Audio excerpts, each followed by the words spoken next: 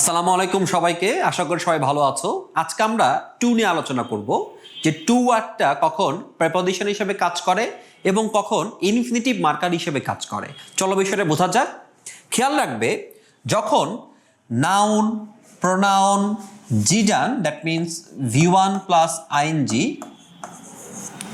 দেন noun ফ্রেজকে সংক্ষেপে আমরা বলতে পারি ডিটারমিনার প্লাস নাউন, এবং নাউন ক্লজ, অর্থাৎ noun, pronoun, gerund, noun phrase, noun clause, এগুলোর পূর্বে যখন টু থাকবে, I repeat, noun, pronoun, gerund, noun phrase এবং নাউন ক্লজের পূর্বে যখন টু থাকবে, এই টুটাকে তখন তোমাকে বলতে হবে প্রেপোজিশন। কি বলতে হবে বাবা? প্রেপোজিশন, এটা মনে রাখবে।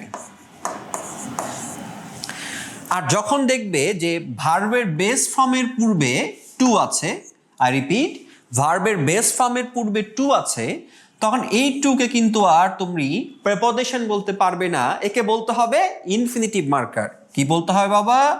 Infinitive marker. Infinitive marker. Okay, অর্থাৎ ভার্বের বেস ফর্মের পূর্বে যদি টু থাকে তখন তাকে ইনফিনিটিভ মার্কার বলবো, আর noun, pronoun, noun phrase, gerund, noun ক্লজের পূর্বে টু থাকতে তাকে আমরা কি বলবো? প্রেপোজিশন বলবো। কিভাবে?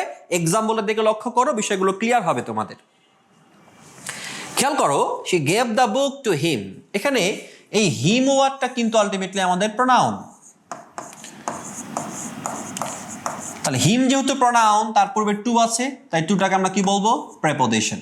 খেয়াল করো, we travel to Bangladesh. Bangladesh ওয়ার্ডটা কিন্তু নাউন, নাউনের পূর্বে টু আছে না, সেই টুটাকে আমরা কি বলবো? প্রেপোজিশন।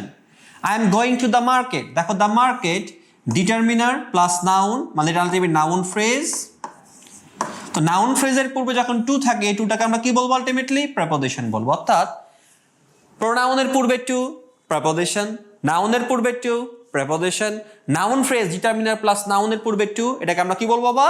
প্রেপোজিশন বলবো। কারণ যখন noun, pronoun, gerund, noun phrase, noun ক্লজের পূর্বে টু থাকে তখন তাকে প্রেপোজিশন বলতে হয়। দেন খেয়াল করো, আই ওয়ান্ট টু ইট। দেখো এখানে ইট, এটা কিন্তু ভার্বের বেস ফর্ম।